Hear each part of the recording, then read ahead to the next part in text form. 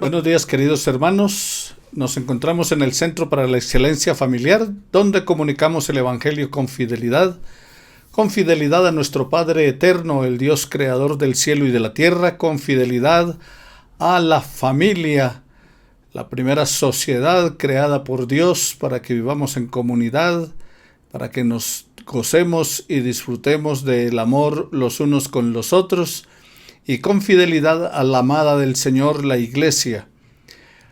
Y fidelidad, claro, por supuesto, está a la palabra de Dios, la Biblia, porque la palabra de Dios es la que convierte el alma, la palabra de Dios es la que hace sabio al sencillo, la palabra de Dios es la que edifica nuestra vida, que nos presenta cómo vivir dentro del propósito divino para vivir y agradarle a Él en todas las cosas. Estamos estudiando acerca de el Sermón de el Monte, en los capítulos 5, 6 y 7 de San Mateo, y en el capítulo 6 del Evangelio según San Lucas. Estamos dando gracias al Señor por la oportunidad que nos da entonces de compartir, de enseñar acerca de este sermón en la montaña. Oremos al Señor y pidámosle a Él por nuestras vidas, que Él dirija nuestros pasos, que apruebe nuestro camino. Nuestro buen Dios, te pedimos en el nombre de Jesús que sigas bendiciendo y fortaleciendo la vida de nuestros hermanos del Centro para la Excelencia Familiar, que sigas, Señor, fortaleciendo la vida de Miriam, la vida de Diana, que tú les seas guardando y fortaleciendo en todo tiempo, Señor, y ayudándoles a salir adelante en todo lo que emprendan.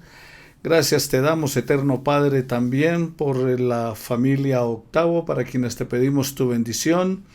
Bendice a Andrés, a Lucila, a sus hijos, y guárdales, eterno Dios, sé tú dándoles bendición en abundancia.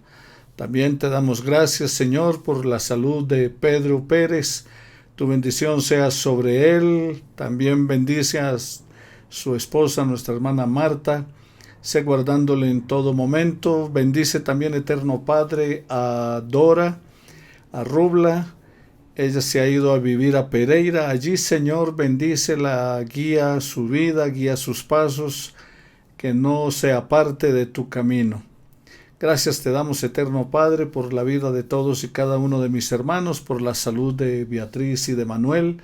Te estamos implorando siempre de manera permanente, clamando a ti que seas obrando en sus cuerpos, eterno Dios, conforme a tu propósito y misericordia, igual que Carlos Hernández, que no le faltes con tu bendición y con tu cuidado.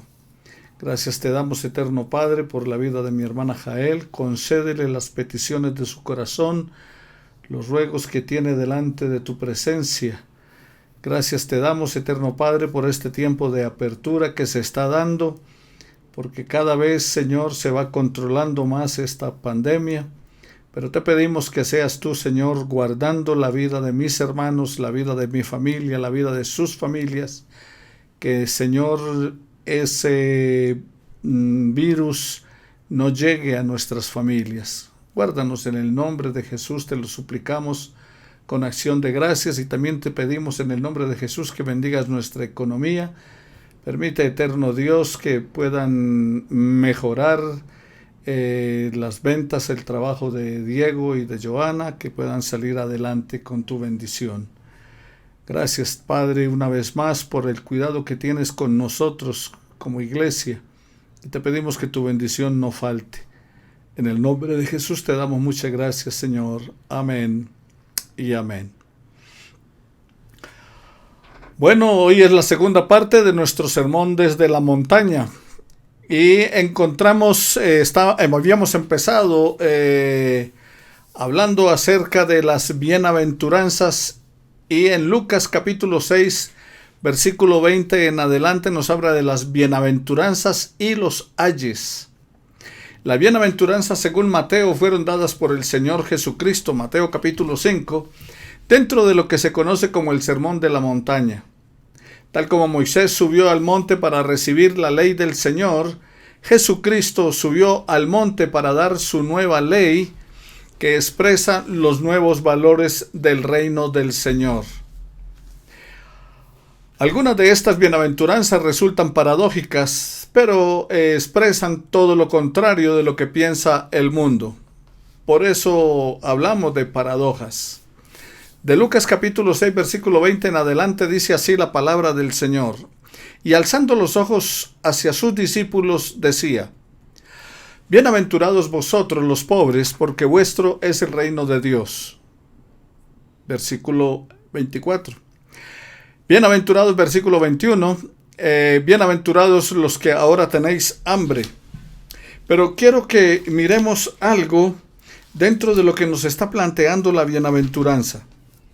Y lo que nos está planteando la bienaventuranza, lo que quiero que miremos es las bienaventuranzas y los ayes. Entonces, veamos otra vez, vaya allí a su Biblia, en Lucas capítulo 6, versículo 20. Y cuando mire allí en la palabra del Señor, note que viene la aventuranza y viene un ay sobre esa misma bienaventuranza. Veamos, capítulo 6, versículo 20 de la palabra del Señor. Alzando los ojos hacia sus discípulos, les decía: Bienaventurados vosotros los pobres, porque vuestro es el reino de Dios. Ahora mire el versículo 24. Mas hay de vosotros ricos, porque ya tenéis vuestro consuelo. O sea, la bienaventuranza y el ay. Bienaventurados vosotros los pobres, porque de ellos es el reino de los cielos. Mas hay de vosotros ricos, porque ya tenéis vuestro consuelo. Ahora miremos el versículo 21. Bienaventurados los que tenéis hambre, porque seréis saciados. Y versículo 25. Bienaventurados los que ahora lloráis, porque reiréis. En el versículo 22. Bienaventurados seréis cuando los hombres os aborrezcan, y cuando os aparten de sí y os vituperen y desechen vuestro nombre como malo por causa del Hijo del Hombre. Y en el versículo 26 dice: Ay de vosotros cuando todos los hombres hablen bien de vosotros, porque así hacían sus padres con los falsos profetas. Mas ay de vosotros ricos, porque ahora ya tenéis vuestro consuelo. Versículo 24. Versículo 25. Ay de vosotros ricos, porque ya tenéis vuestro consuelo. Ay de vosotros los que ahora estáis saciados, porque tendréis hambre. Ay de vosotros los que ahora reís, porque lamentaréis y lloraréis. Ay de vosotros cuando todos los hombres hablen bien de vosotros, porque así hacían sus padres con los falsos profetas. O sea, como pueden observar, hay una bienaventuranza que quiere decir feliz, bienaventurado, dichoso, gozoso, y luego viene un ay, o sea, el lamento, la queja. Notamos que cada bienaventuranza entonces tiene un ay correspondiente, expresado o sobreentendido. Y Lucas menciona 4 de ellos. Por ejemplo, cuando dice bienaventurados vosotros los pobres, porque de ellos es el reino de los cielos, entonces añade la alternativa: mas hay de vosotros ricos, porque ya tenéis vuestro consuelo. Así es con todas las demás que hay aquí en la palabra del Señor en cuanto a los ay de las bienaventuranzas. Posiblemente ninguna lección de las Escrituras tiene mayor vigencia para los contemporáneos que aquella pronunciada por nuestro Señor Jesús en el monte. El sermón en el monte, o conocido como el sermón del monte. ¿Qué dice la palabra del Señor entonces? Jesús le dedicó las bienaventuranzas a quienes dijeron: yo te seguiré, luego de él llamarlos con un sígueme. La penetración y enseñanza de esta lección va más allá de los rasgos externos de la conducta del hombre y exponen ante los ojos la inconsistencia de lo que se profesa y de lo que es en realidad. La pobreza, la humildad y la integridad, no menos que florecer en el individuo, es lo que Dios está esperando, y que gustosa y honradamente busquemos apropiarnos de esos ideales que van a revolucionar nuestra vida. En los 3 capítulos del Sermón de la Montaña, o en la montaña, entonces, ¿qué encontramos nosotros? Encontramos que los que buscan, o lo que busca estos capítulos 5, 6 y 7, es que nosotros cuando leamos la palabra nos compenetremos de una manera más personal.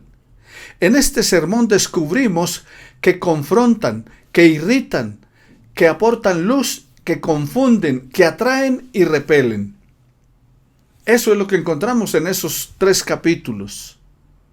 Nuestro Señor Jesús había estado proclamando en Mateo capítulo 4 versículo 17 acerca del reino de Dios, como Juan lo había hecho antes de él.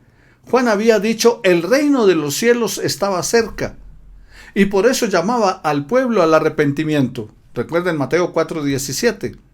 En este discurso manifiestan las características de los que han de ser súbditos de ese reino que estaba cerca. Y cuando ya estaba Jesús, entonces dijo: el reino de los cielos está entre ustedes. Ahora, es como si nos plantearan un decálogo, un manual de lo que los ciudadanos del reino de los cielos deberíamos vivir. Es como una especie de pequeña constitución acerca de ello. Y aquí se manifiestan entonces las características que debemos tener los que participamos del reino del Señor, y también nos habla de los privilegios de pertenecer a ese reino. Y los insta o nos insta a cumplir con varios deberes. En particular exhibe claramente la relación de sus enseñanzas con la ley moral, a fin de corregir alguna noción de que se proponía abrogar la ley, como muchos dicen que Jesús vino a abrogar la ley, y no es eso. Y tampoco era corregir alguna noción que tuviera esa ley para decir: no, esto no sirve, o relajar el vigor de esa ley, su rigor. No. Al contrario, Él vino para inculcar una moralidad no meramente externa, sino profundamente espiritual. Algunos tienen la idea extraña de que Jesús era un reformador revolucionario que derrumbaba ideas e instituciones existentes para instruir las suyas propias. Pero en Mateo 5:17 Jesús dice todo lo contrario: no he venido para abrogar la ley, sino para cumplirla. El Sermón del Monte forma el punto de transición entre la ley y el Evangelio. Entre la ley de Dios, o sea, es como la transición pasando de la ley al Evangelio. Y el cristianismo se exhibe como un judaísmo espiritualizado y transfigurado. Mirado como dirigido especialmente a sus 12 discípulos, porque fue lo primordial. Aunque había mucha gente, habían multitudes, específicamente era para los seguidores de Jesús, y concretamente a los 12. Y claro, para nosotros en el día de hoy. Este vino a ser el primer discurso con una instrucción por la cual se debían preparar todos los seguidores de Jesús para ser sus testigos, para ser los representantes suyos aquí en la tierra. Justamente como el discurso de despedida que él da en Juan, en los capítulos 14, 15, 16 y 17, puede llamarse que aquí en San Mateo, en el capítulo 5, 6 y 7, es el último discurso del Señor. Aquí se nos enseña muchas lecciones importantes en estos 3 capítulos. No solamente importantes, también es precioso lo que está mencionando, la dirección que da a nuestras vidas a través de ello. Pero quiero dejarles en claro que no es un sistema completo de moralidad. Introduce apenas la discusión de su gran tema, la naturaleza y los requisitos del reino mesiánico. Sin embargo, debemos tener presente que no es el total de los requisitos que el Señor demanda de sus hijos, de sus seguidores. ¿Por qué? Porque hay muchas cosas que no están plasmadas en el Sermón del Monte, pero que el Señor las mandó que ejecutáramos. Entonces, encontramos aquí, número 1, las características de los súbditos del reinado mesiánico, en el capítulo 5 de los versículos 13 al 12. Número 2, su influencia y responsabilidad. Capítulo 5, versículos 13 al 16. Y en tercer lugar, la relación de la misión de Cristo con la ley moral, que la encuentra en el capítulo 5, versículos 17 al 48. Entonces, ¿qué encontramos? Esta es una relación manifiesta o manifestada de una manera general en los versículos 17 y 19. También la superioridad de la moralidad mandada por él a los escribas y fariseos, versículos 20 y 48. Y está ilustrada con las referencias al asesinato y a otros aspectos, como en los versículos 21 al 26. También habla del adulterio, habla del divorcio, en los versículos 27 al 32. Habla de la tierra, habla acerca de los juramentos, de los versículos 32 al 37. Habla de la retribución por perjuicios, en los versículos 38 al 42. Y habla del amor que debemos tener aún por los enemigos, versículos 43 al 48. Todo esto es lo que usted encuentra allí en San Mateo, en el capítulo 5 de este Sermón del Monte. Entonces, el número 1, las características de los súbditos del reino. Número 2, su influencia y responsabilidad. Número 3, la relación con la misión de Cristo y con la ley moral. Número 4, las buenas nuevas, las obras buenas que deben hacerse el que ha recibido las buenas nuevas, para de esa manera alcanzar la aprobación de Dios, más bien que la de los hombres. O sea, debemos buscar, es lo que usted encuentra en estos 3 capítulos, que debemos buscar más la aprobación de Dios que la aprobación de los hombres. Capítulo 6, versículos 1 al 18.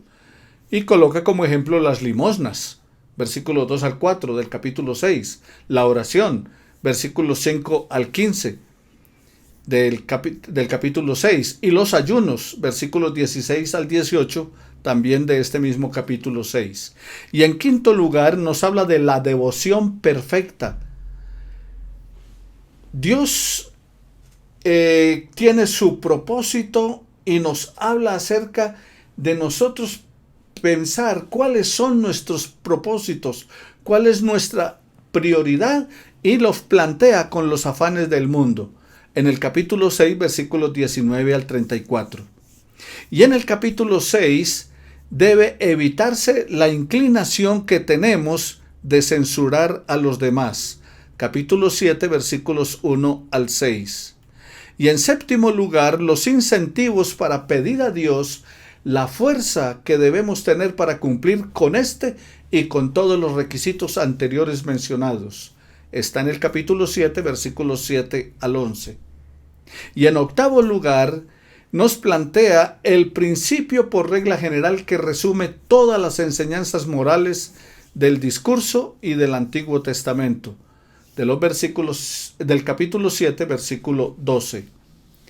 Y en noveno lugar, las exhortaciones finales a practicar y no solo vivir y profesar. Capítulo 7, versículos 13 al 27. O sea, que no es solamente oír la palabra, sino ponerla por obra, ponerla en acción. Cuando estudiamos el sermón en el monte o desde el monte con el mensaje inquietante de Jesús, el Hijo de Dios, nuestro Señor, nuestro Salvador, no podemos menos que inquietarnos con esta palabra. Le invito a que vaya allí a la palabra, estudie estos 5 capítulos, despacio, analizándolos, meditándolos, pidiendo la dirección del Espíritu Santo para poder entenderlos y comprenderlos. No solamente con lo que les estoy enseñando acá, sino que usted vaya allí a la palabra y comience a revisar qué es lo que Dios le está diciendo. No podemos pasar calmada y confiadamente por Mateo 5 simplemente por haber oído las bienaventuranzas y que son un buen discurso o el discurso máximo de la literatura del mundo. No. ¿Qué vamos a hacer con lo aprendido? ¿Qué vamos a hacer con lo que dice allí en ese sermón del monte? Vívelo y cuéntalo. O sea, ponlo por obra y dile a otros también lo que has encontrado en el pasaje. Y una pregunta, ¿qué vas a hacer esta semana con lo que has aprendido? ¿A quién le vas a hablar de estos mensajes? Al estudiar las bienaventuranzas es como pasar por un manantial de aguas limpias y cristalinas que lo invitan a uno a sumergirse en ellas.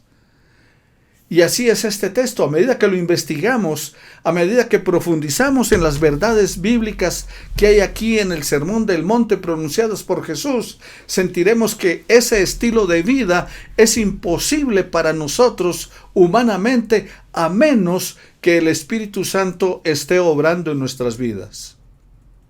Luego de que pruebes el estilo de vida al que nos desafía Jesús, vamos a comprobar que ningún otro modo de vida va a traer satisfacción.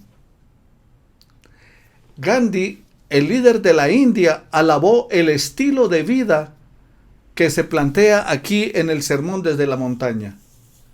Y Nietzsche, un ateo, blasfemó contra él. Ahora, ninguna persona puede hacer caso omiso ni ignorar lo que Jesús planteó en el Sermón de la Montaña si quiere ser un ciudadano del reino de los cielos. 111 versículos hay en el Sermón de la Montaña que nos desafían a subir esos peldaños para llegar a la cima y escuchar la constitución del reino de Dios que Él antes había anunciado que estaba cerca y que ahora con Jesús dice está entre ustedes. De Mateo 4:17, como les había mencionado, y que Juan el Bautista lo proclamó con un llamado al arrepentimiento. Mis queridos hermanos y amigos, en la palabra del Señor encontramos en este discurso que nos manifiesta las características de los que han de ser súbditos del reino de Dios y a participar de los privilegios que Él tiene, llamándonos a cumplir con varios deberes. El sermón desde la montaña no es legalismo, tampoco es un código frío, es la palabra de Dios sazonada con gracia y con verdad que está impregnando su carácter con la primera palabra bienaventurado.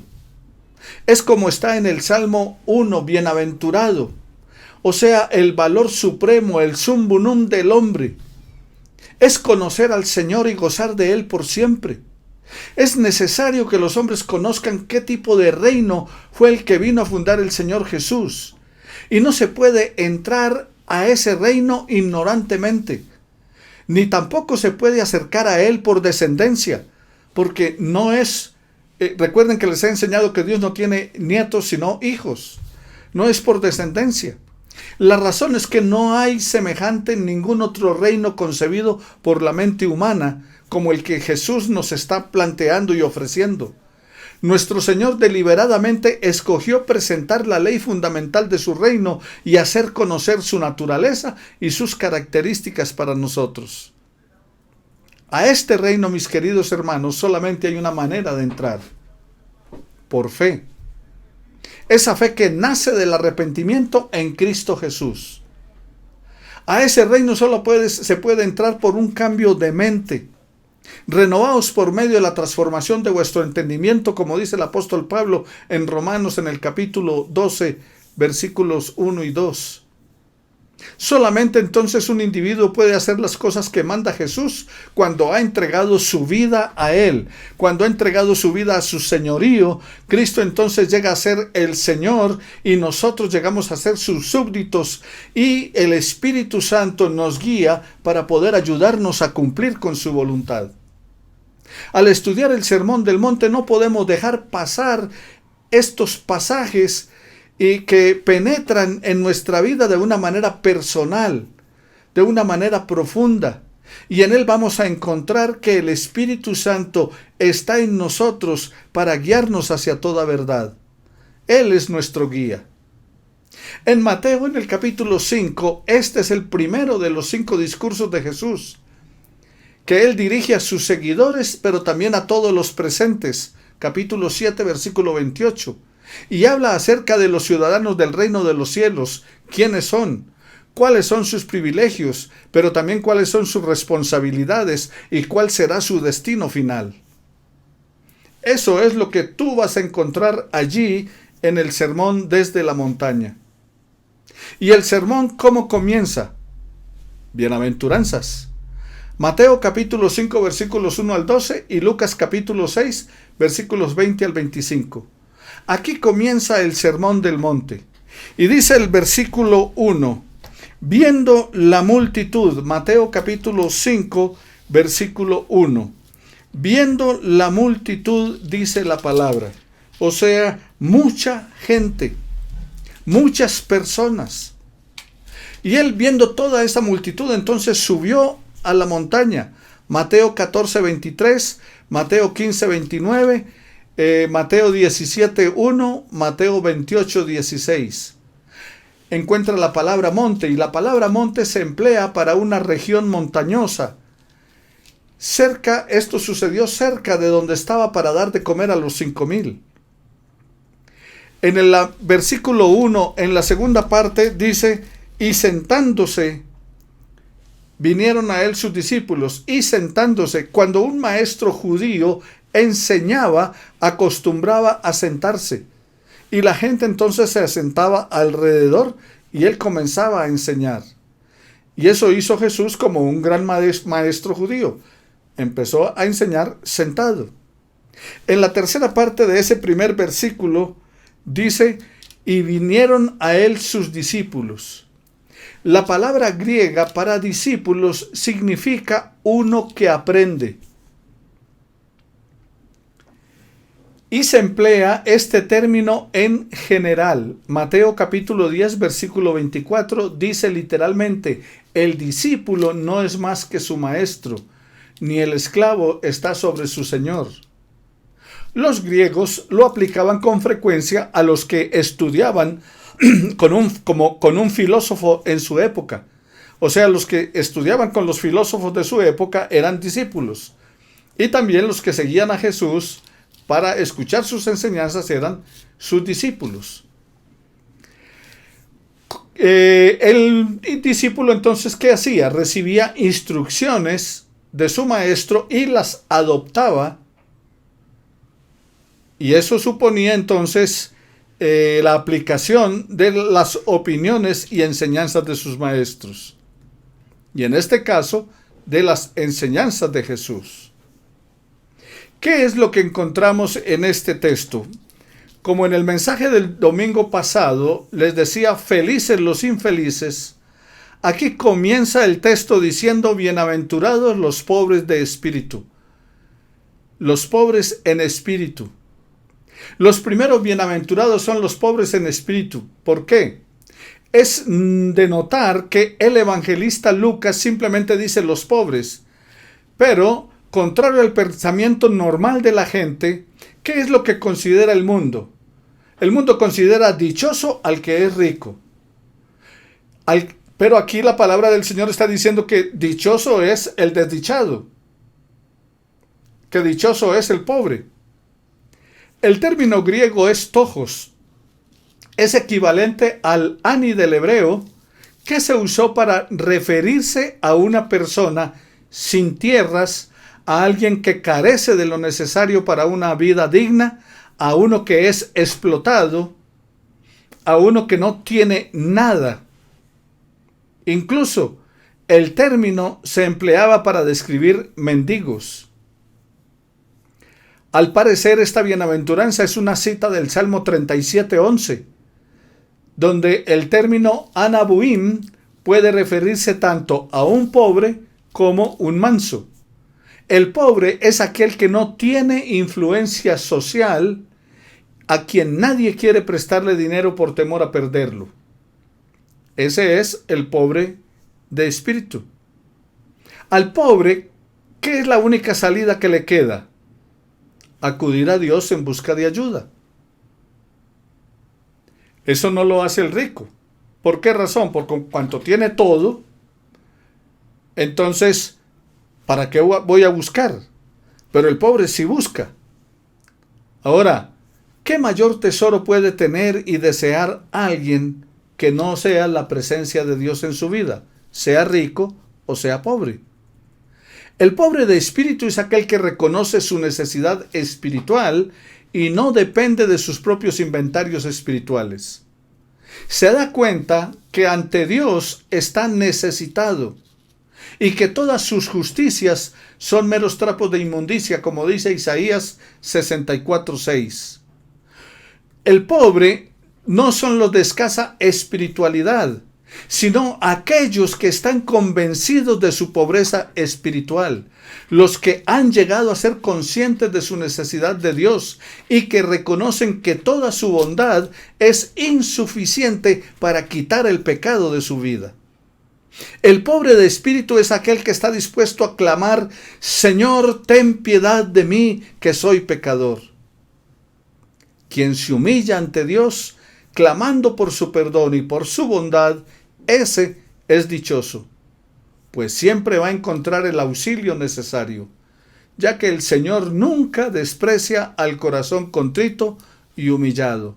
Salmo 34, versículo 18, Salmo 51, versículo 17. Miremos entonces la primera bienaventuranza: los pobres en espíritu, porque de ellos es el reino de los cielos. ¿Y qué es lo que significa esto? Me parece que debemos analizar cuidadosamente y definir con claridad. Yo lo leería de esta manera: feliz el hombre que en su naturaleza interior y más alta, o sea, en su espíritu, es consciente de su pobreza o necesidad del bien espiritual de Dios. Allí sí hay pobreza, sí, pero es aquella pobreza de espíritu de la que somos conscientes y no es aquella que tenemos sin saber que la tenemos. Para probar esto, usted debe comparar estas escrituras: Isaías 66:2, que dice: a este hombre miraré, a saber, al que es humilde y contrito de espíritu, y el que tiembla ante mi palabra. Y en Apocalipsis 3:17, porque tú dices: yo soy rico y me he enriquecido y de ninguna cosa tengo necesidad. Como Dios lo ve, dice: y no sabes que tú eres un desventurado, miserable, pobre, ciego y desnudo. O sea que cuando pensamos que tenemos mucho, delante de Dios no tenemos nada. Evidentemente la bendición prometida, no a la pobreza, sino al sentido de la pobreza, la conciencia de la necesidad de Dios, es muy importante. Y por eso debemos notar esta distinción. En el caso, por ejemplo, de la iglesia de Apocalipsis que les menciono, la Odisea, es una pobreza verdadera en la espera del Espíritu. Pero ¿saben qué? No hubo reconocimiento de la pobreza. Al contrario, ellos pensaban que eran ricos y que no tenían necesidad de nada. Los dos estados de la mente se representan claramente en la parábola del fariseo y el publicano que subieron al templo a orar en Lucas capítulo 18 de los versículos 9 y siguientes. El espíritu del fariseo tenía bastante necesidad, pero no estaba consciente de ella. Porque cuando va a orar dice: no soy como los demás hombres, te doy gracias porque no soy como ellos, porque yo diezmo, ayuno, oro, etc. En cambio el publicano tenía la misma necesidad, pero la diferencia es que la sentía profundamente.